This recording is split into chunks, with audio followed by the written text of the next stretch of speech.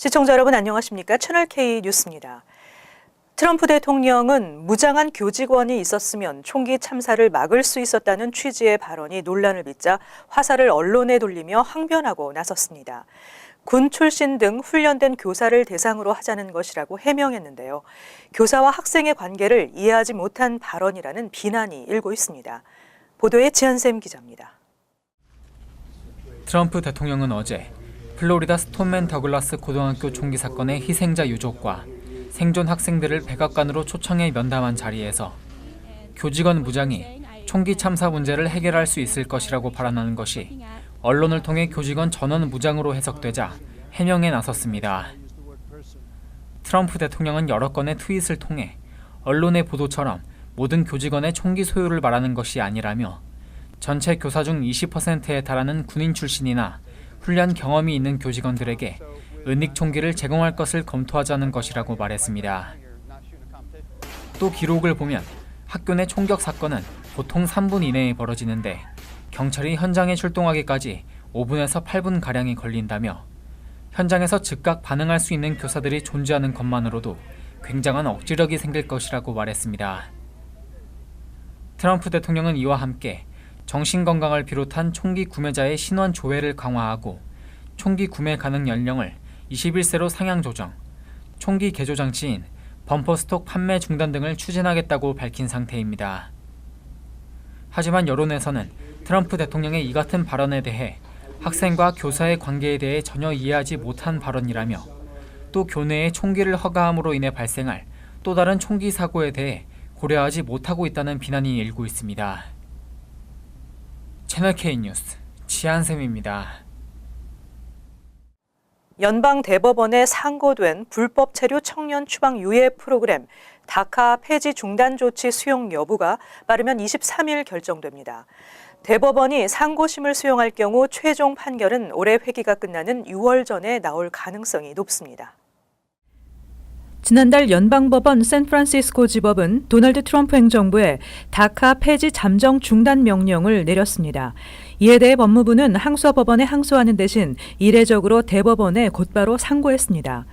US 뉴스 앤 월드 리포트에 따르면 연방 대법원의 다카 폐지 중단에 대한 상고심 수용 여부가 20일 공개될 것으로 예상됐었지만 어떤 입장 발표가 없음에 따라 다음 컨퍼런스 일정인 23일 상고심 수용 여부를 결정할 것으로 예상됩니다.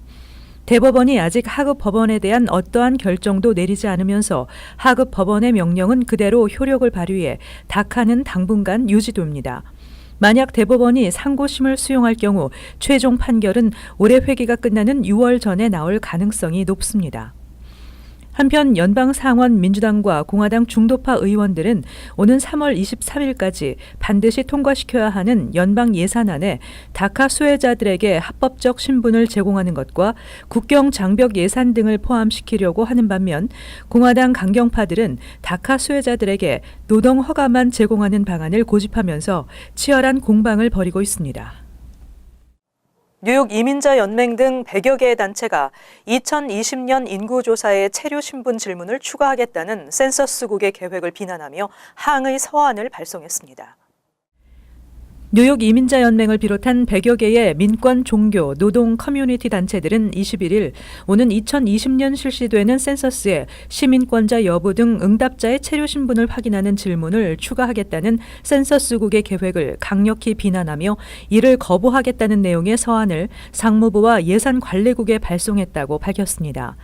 이 서한은 미주 한인 청소년재단, 민권센터 등 한인 단체를 비롯해 아랍 아메리칸 패밀리 서포트 센터, 아주인 평등회, 중국인 진보협회 등 커뮤니티 단체와 국선 변호인 그룹인 브루클린 디펜더 서비스, 컬럼비아 법대 라틴 학생협회, 뉴욕대학교 아시아 태평양계 연합 등 학계, 법조계, 소수민족 커뮤니티 등의 100여 개 단체가 대거 합류해 서명했습니다.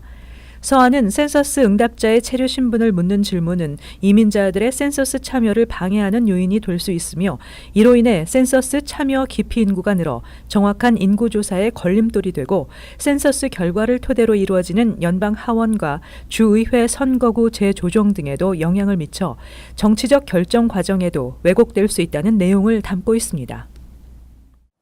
이번 전문직 취업비자 사전 접수가 지난해보다 경쟁이 더 치열할 것으로 예상되고 있습니다.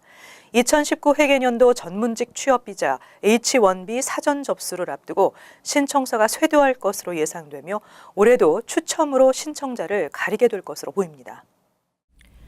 오는 4월 2일부터 시작되는 2019 회계년도 전문직 취업비자 H-1B 사전 접수에는 19만 9천여 개가 접수됐던 지난해보다 더 많은 20만 개 이상의 신청서가 접수될 것으로 보여 올해도 6년 연속 추첨이 실시될 것으로 예상된다고 이미그레이션 뉴스가 전했습니다. 4월 2일부터 5일 동안 신청서를 받는 사전 접수에 쿼터 8만 5천 개의 3배에 가까운 20여만 개의 신청서가 접수될 것으로 예상돼 3분의 1의 높은 경쟁이 예상됩니다. H-1B는 경기 침체기 이후인 지난 2013년 이후 매년 쿼터가 조기 소진돼 올해도 6년 연속 무작위 추첨을 통한 심사 대상자 선정이 불가피할 것으로 보입니다. 또 이민당국은 전례 없이 엄격하고 까다로운 H-1B 심사를 예고하고 있어 추첨이 된다 해도 신청자들의 비자 취득은 지난해보다 더 어려울 것으로 예상됩니다. 트럼프 행정부가 들어선 지난해부터 보충 서류 요구가 크게 많아져 추첨 문턱을 넘은 상당수의 신청자들이 비자 거부 통보를 받게 될 가능성이 있습니다.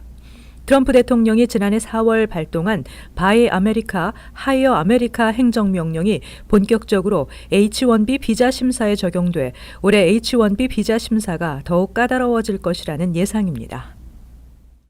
뉴욕 주민들의 지방세 부담이 전국에서 가장 높은 것으로 나타났습니다. 뉴욕 주민들은 임금의 10분의 1 이상을 지방세로 지출하고 있습니다. 경제 전문 사이트가 2012년에서 2016년 뉴욕 주민들의 평균 임금에 비한 지방세 비율을 토대로 조사한 결과 주민들이 뉴욕주와 타운 정부에 부담하는 세금이 임금의 12.7%로 전국에서 가장 높은 것으로 조사 결과 나타났습니다. 지난해 기준 뉴욕 주민의 평균 연봉은 5만 9,563달러로 전국에서 네 번째로 높았는데 주정부에 내는 세금은 평균 2,208달러로 전국 2위에 오른 바 있습니다. 지방세율이 높은 순으로는 뉴욕 다음이 커네티컷으로 지방세 부담률은 12.6%, 이어서 뉴저지 역시 12.2%로 높았습니다. 다음은 캘리포니아와 일리노이 순이었습니다. 이에 대해 앤드루 쿠오모 뉴욕 주지사 측은 조사에 쓰인 통계가 오래된 것으로 현실을 제대로 반영하지 못한다고 반박했습니다. 한편 뉴욕주는 2017 회계년도에 중산층 가구에 대해 70년 내 가장 낮은 세율을 적용하고 있는 한편 2012 회계년도부터 시행한 각종 세금 감면 정책이 통계에 들어가지 않았다고 설명했습니다. 한편 지방세율 부담이 가장 적은 곳은 알래스카로 임금의 6.5%에 그쳤고 와이오밍, 사우스다코타, 테네시, 루이지애나 등이 하위 5위권에 들었습니다. 지난 회계연도에 뉴욕시가 지급한 각종 보상, 배상금이 10억 달러를 넘어섰습니다. 그러나 뉴욕시 경찰국을 상대로 한 배상 청구가 크게 줄어들어 3년 연속 감소세를 보이고 있습니다. 뉴욕시 정부가 지난 회계연도에 배상금으로 지급한 액수가 총 10억 1,870달러에 달하는 것으로 나타났다고 시 감사원이 발표했습니다. 2016-2017 회계연도에 시정부 기관이나 공무원의 불법 행위에 따른 피해 보상금 청구 건수는 24,953건이 신규 접수돼 직전 회계연도에 26,862건에서 7% 감소했습니다. 그러나 과거 청구에 대한 지급을 포함한 배상금 지급액은 6억 7,560만 달러로 약 6% 증가했습니다. 또 조달 계약상의 분쟁이나 환급 청구 등 불법 행위와 무관한 배상 청구도 6,081건이 신규 접수돼 전년에 비해 2% 증가했습니다. 이렇게 두 종류의 배상금을 합하면 지난 회계연도에 시정부가 지불한 금액은 10억 달러가 넘었습니다. 배상 금액은 5년 연속 늘어났지만 이 가운데 13%가 10년 이상 지난 사건에 대한 합의금 지급으로 나타나 앞으로 개선될 여지가 큰 것으로 분석되고 있습니다. 한편 뉴욕시 경찰국을 상대로 한 배상 청구가 크게 줄어든 것으로 나타났습니다. 지난 회계연도 경찰 대상 배상 청구는 6,538건으로 전 회계연도보다 14%가 줄어 3년 연속 감소세를 보이고 있습니다. 잘못된 체포나 구금에 대한 배상 청구도 전 회계연도보다 9% 감소했습니다. 반면 NYPD 대상 배상 청구에 따른 합의금 지급은 3억 820만 달러로 전 회계년도보다 10%나 증가했습니다. 이 밖에 인권 관련 배상금 청구가 1,687건으로 3년 연속 감소했으며 전 회계년도보다는 27%나 줄었습니다. 뉴욕시 전역에서 불법으로 견인 사업을 독점 운영해온 조직이 검찰에 검거됐습니다. 불법적인 방법으로 시 전역에서 여러 개의 견인업체와 자동차 수리업체를 운영하며 견인 사업을 독점해왔던 데니엘 스타이닝거 등 17명을 기소했다고 뉴욕시 검찰이 21일 밝혔습니다. 뉴욕시에서는 견인 트럭 업체의 경쟁을 막기 위해 지역적인 조닝 규정과 순차 제도를 운영하고 있으며 소비자 보호국으로부터 견인업체 라이센스를 받아야 합니다. 뉴욕시는 도로 등에서 사고 차량이나 고장으로 정지된 차량을 견인할 때 경찰관이 직접 순차제에 따른 업체들을 순서대로 호출하는 방식으로 뉴욕시경이 실질적인 운영을 담당하고 있습니다. 하지만 스타이닝거는 다른 견인 업체들을 매입한 뒤 소비자 보호국에 매입 신고를 하지 않았고 견인 라이센스를 합법적으로 발급받지 않았다고 검찰은 밝혔습니다. 이렇게 여러 개의 견인 업체를 운영하면서 순차제에 여러 차례 등재될 수 있었고 견인 트럭 기사에게 경찰의 무선 통신을 감청시켜 사고 현장으로 바로 출동해 견인 계약을 먼저 체결하는 방식으로 견인 사업을 독점해온 것으로 드러났습니다. 또 스타이닝거는 이렇게 견인한 차량에 대한 수리도 본인 소유 수리 업체에서 고치도록 하고 보험료를 부풀려 청구해 보험 사기 혐의도 받고 있습니다. 흡연율을 낮추기 위해 여러 노력을 기울이고 있는 뉴욕주가 성과를 보이고 있습니다. 젊은 층의 흡연율이 크게 줄었고 성인 흡연율이 사상 최저를 기록했습니다. 지난 2016년 뉴욕주 성인 흡연율은 14.2%로 2011년에 비해 3.9%포인트 감소하면서 사상 최저를 기록했다고 뉴욕주 보건국이 발표했습니다. 뉴욕시의 경우 같은 기간 16.2%에서 11.5%로 4.7%포인트 줄었으며 뉴욕주 전체 흡연율도 19.6%에서 16.2%로 감소했습니다. 인종별로는 흑인 흡연율이 16.3%로 가장 높았고 그 다음은 백인 15.7%, 히스패닉 11.9%, 아시안 7.9% 순이었습니다. 또한 여성과 남성 모두 감소한 것으로 나타났으나 남성의 경우 5명 중 1명은 여전히 담배를 피우고 있는 것으로 파악됐습니다.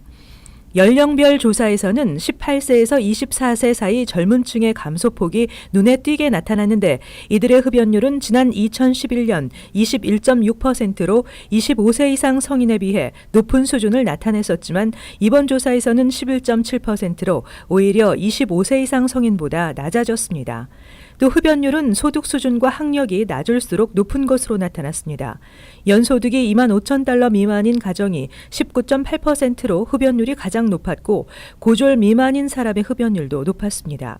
그러나 고졸 미만 학력 소지자의 흡연율은 이번 조사에서 19.2%로 2011년에 비해 6.5%포인트 감소하면서 가장 큰 하락세를 보였습니다. 대학 학점을 먼저 이수하기 위해 치르는 AP 시험 응시생이 사상 최대를 기록했습니다. 합격률도 갈수록 높아지고 있는데 특히 아시안 학생들의 합격률이 높아지고 있습니다. 지난해 전체 졸업생 중 37.7%가 AP 시험을 치렀다고 칼리지 보드가 발표했습니다. 또 지난해 졸업생 기준으로 고교 재학 중 한 과목이라도 AP 시험을 응시한 학생은 117만여 명으로 집계됐습니다.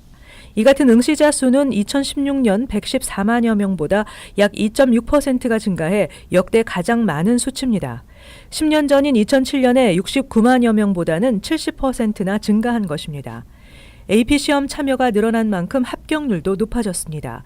지난해 고교 졸업생 중 한 과목이라도 합격점 3점 이상을 획득한 학생 비율은 22.8%로 10년 전인 14.6%보다 크게 높아졌습니다. 특히 아시안 학생들의 AP 시험 합격률이 높아졌는데 아시안 학생은 지난해 전체 고교 졸업생 중 6%에 불과했지만 AP 시험 합격자 중 아시안 비율은 11.7%나 됐습니다. 반면 전체 학생의 14.4%를 차지하는 흑인 학생의 경우 전체 AP 시험 합격자 중 비율은 4.7%에 그쳤습니다. 뉴욕주의 합격률은 28.0%로 전국 7위를 기록했고 뉴저지주는 27.8%를 기록해 전국 8위를 기록했습니다. 한편 매사추세츠주의 합격률이 가장 높았는데 지난해 고교 졸업생 중 AP 시험에 합격한 학생 비율이 32.1%를 기록했습니다. 커네티컷주 합격률은 31%로 전국 세 번째를 기록했고 반면 펜실베니아주의 합격률은 19%로 전국 평균에 못 미쳤습니다. AP 시험은 최근 상위권 대학에서 입학 전형의 중요 요소로 다루고 있고 지난해 기준 AP 시험을 제공하는 학교는 전국에서 22,169곳에 이르고 있습니다. 이어서 LA 지역 한인사회 소식입니다. LA에 위치한 한 고등학교에서 교내 총격을 계획한 학생이 적발됐습니다. 경찰 조사 결과 학생의 집에서는 총기와 탄창이 발견돼 충격을 주고 있습니다. LA 동남부에 위치한 위티어의 한 고등학교에서도 대형 총기 난사 사건이 벌어질 뻔했습니다. 하지만 학생의 범행 계획을 미리 알아챈 학교 경비원의 신고로 다행히 불상사를 막을 수 있었습니다.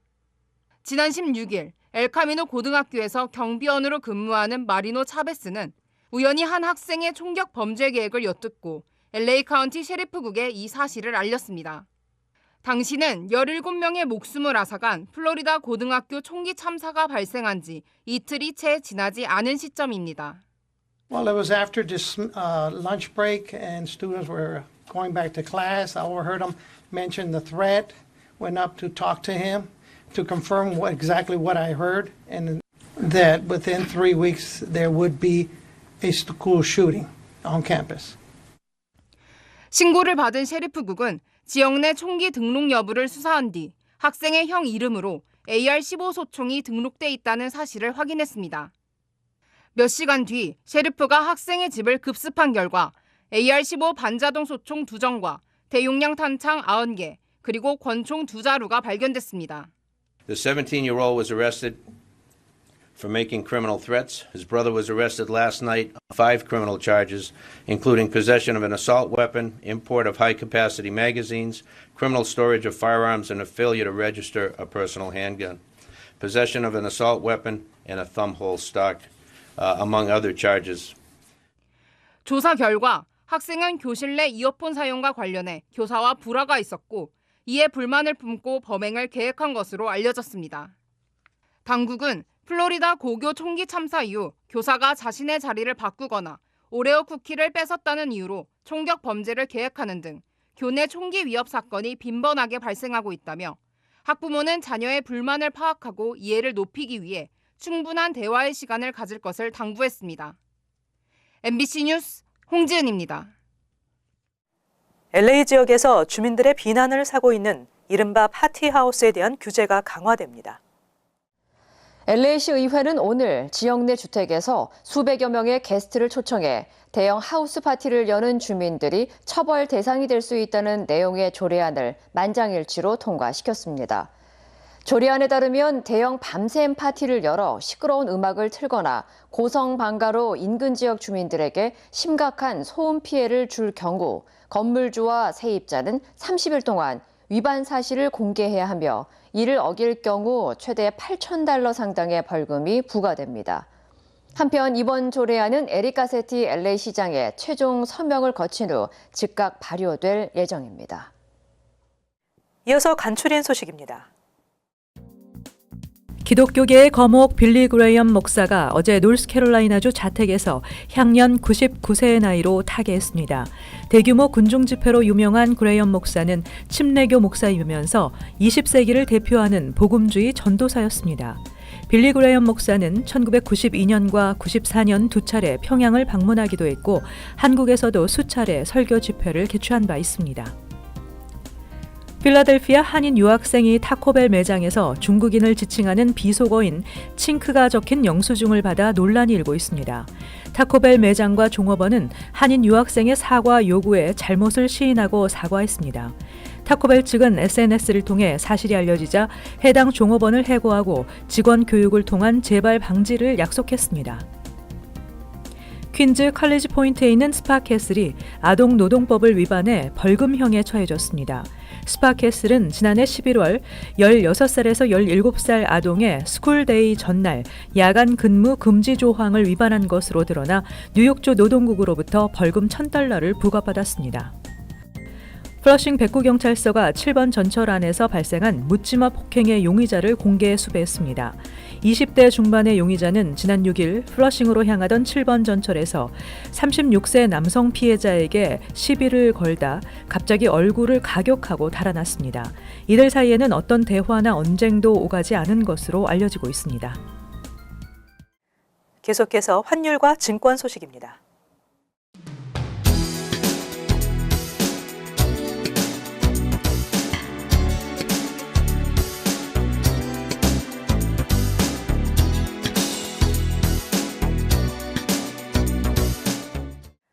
끝으로 날씨 전해드립니다.